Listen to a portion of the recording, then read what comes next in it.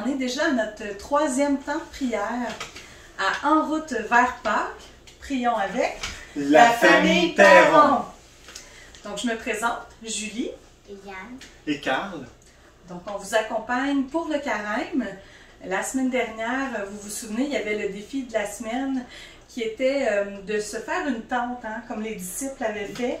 Nous, on a carrément monté une vraie tente dans notre cuisine, mais ça pouvait être fait à l'aide de doudou, de douillettes, de ce que vous aviez chez vous, ou juste un petit coin cocon, confortable, doudou, coussin, vraiment pour être à votre aise. Il y avait aussi les remerciements. Hein, on vous invitait à être reconnaissant, à dire au Seigneur un merci, une grâce là, qui vous avait fait dans votre vie finalement. Et on en est déjà, comme je vous le disais, à la troisième semaine. Donc, on est à environ la moitié du carême. Ça va vite, hein? Mm-hmm. Et moi, j'ai envie de vous demander à la maison, comment ça va le carême chez vous? Où vous en êtes avec ça? Moi, quand je pense au carême, je pense à privation, hein, se priver de quelque chose. Lorsque je me rappelle, quand j'étais petite, là, moi, mon gros défi, mais ça pourrait être mon défi encore aujourd'hui, je ne sais pas si tu es d'accord, Yann, mais j'ai la dent sucrée. Donc, des fois, mon défi, c'était de ne pas manger de chocolat, de me priver de bonbons. Et puis, parfois, c'était la télévision. Parfois, c'était, par exemple, le lecteur de disques.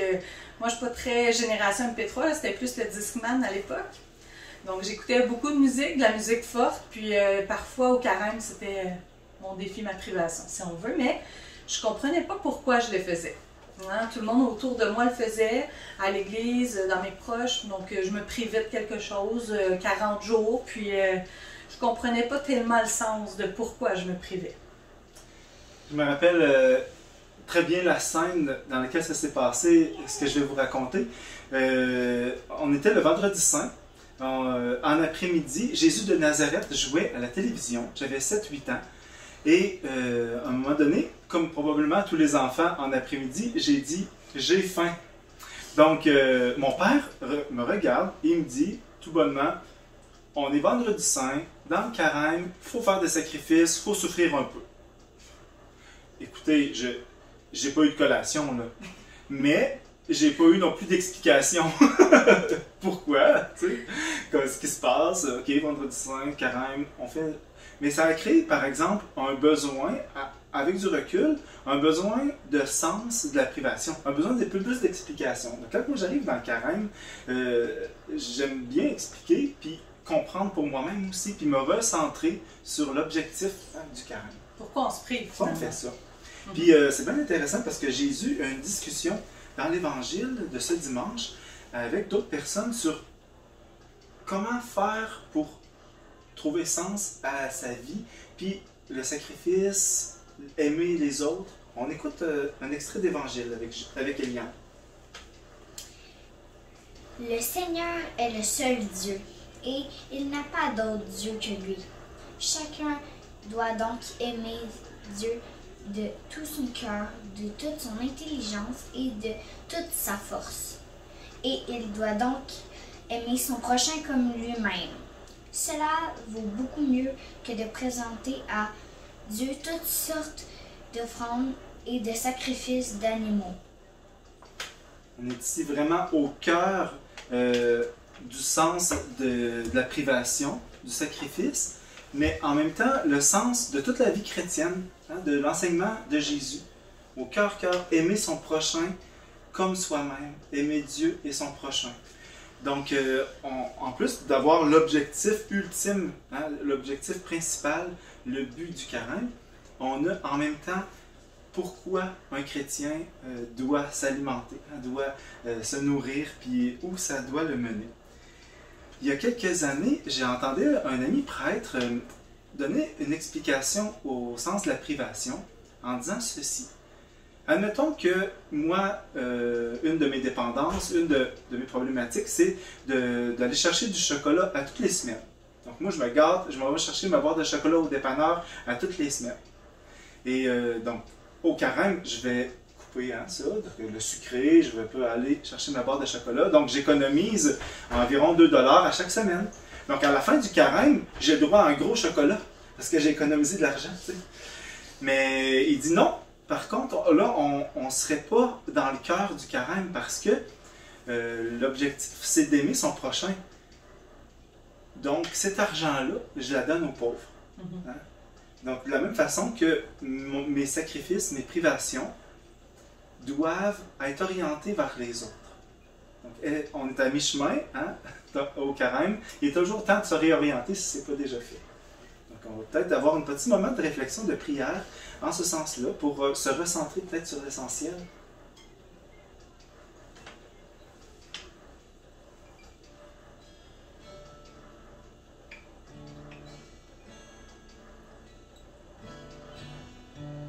Donc aujourd'hui, Seigneur, on vient te demander de nous aider à être capables d'aimer comme toi tu nous aimes. Donc, qu'on ait fait une bonne action ou une moins bonne, qu'on soit fiers de nous ou moins fiers, dans nos choix de vie, dans nos actions, dans nos décisions, des fois dans nos paroles. On sait que Dieu nous aime même si on ne choisit pas toujours la bonne chose. Et on vient lui demander de nous aider à aimer de la même façon. Même si parfois c'est difficile, même si parfois on n'y arrive pas trop, ou on ne voit pas comment on pourrait y arriver, d'aimer et d'apprécier l'autre tel qu'il est, quand cette personne-là vient nous blesser. On vient demander au Seigneur de nous épauler pour justement être capable de l'aimer, cette personne-là. Donc, on vous offre 3 intentions de prière qui vont en ce sens-là. Seigneur, viens m'aider à aimer cette personne qui m'a déçue parce que j'avais de trop grandes attentes. Cette personne qui s'est fermée à moi et ça m'a blessée. Viens m'aider à l'aimer malgré tout, telle qu'elle est.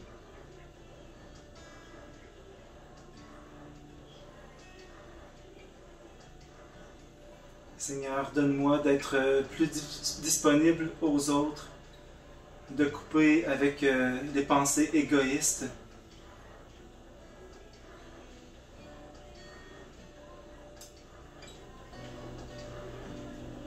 Seigneur, viens m'aider à aimer une amie à l'école qui fait des mensonges.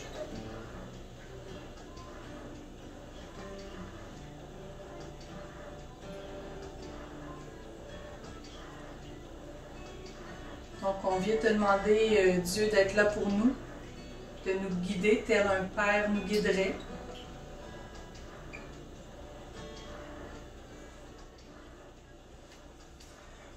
Notre Père, qui es aux cieux, que ton nom soit sanctifié, que ton règne vienne, que ta volonté soit faite sur la terre comme au ciel. Donne-nous aujourd'hui notre pain de ce jour. Pardonne-nous nos offenses, comme nous pardonnons aussi à ceux qui nous ont offensés. Et ne nous laisse pas entrer en tentation, mais délivre-nous du mal. Amen.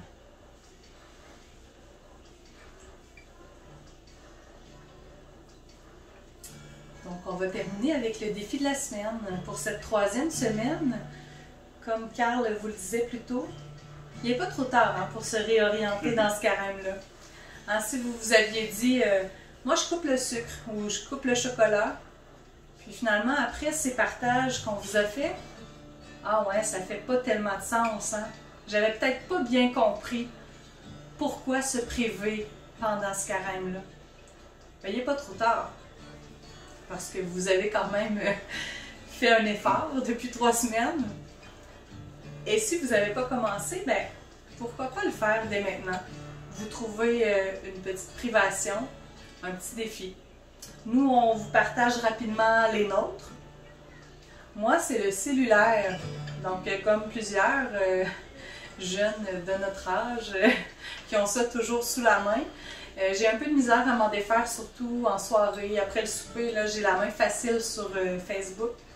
En soirée aussi, ça inclut les temps de couple. Que ce soit sur le divan ou même couché dans mon lit, oui, ça me suit jusque-là. Donc pendant le carême, moi j'ai décidé de couper là-dessus. Pourquoi? Mais pour me faire plus proche de Dieu, oui. Parce qu'en ayant plus de temps à moi, bien, je pense qu'on pourra peut-être se prévoir des temps de prière plus fréquents. Mais pour me faire plus proche de ma famille, plus proche de mon conjoint, même s'ils le savent là, que je les aime de tout mon cœur.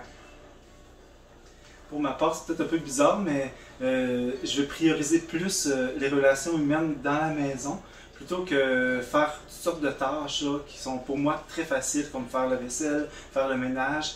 Oui, c'est facile pour moi de faire ça parce que je suis dans ma bulle puis je m'occupe pas des autres. Là, mais de lâcher ça quand que je vois qu'il y a des besoins, hein, puis d'être avec les autres.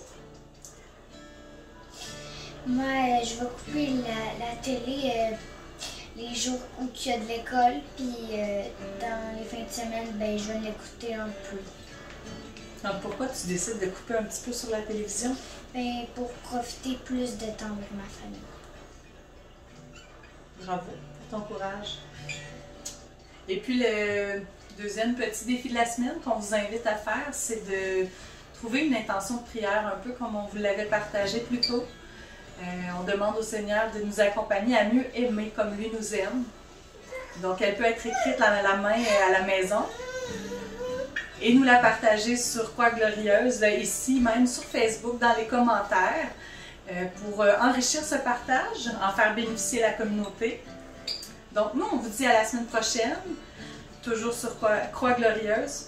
Lundi prochain, 19h, on vous attend. Soyez au rendez-vous. Bye bye!